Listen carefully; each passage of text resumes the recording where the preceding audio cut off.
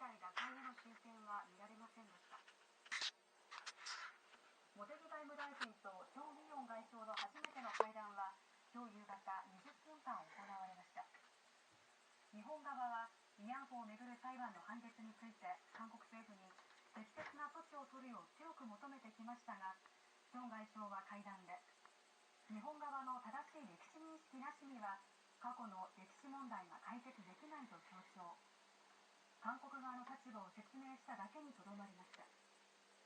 一方、日米韓の外相会談では北朝鮮の完全な非核化に向けて3カ国で連携していくことで一致しました。今夜のニュース23は、生まれてきたばかりの我が子を手放した母、その決断の訳とは。この後午後11時からです。経営と IT をデザインするフューチャーアーキテクトの提供でお送りしました。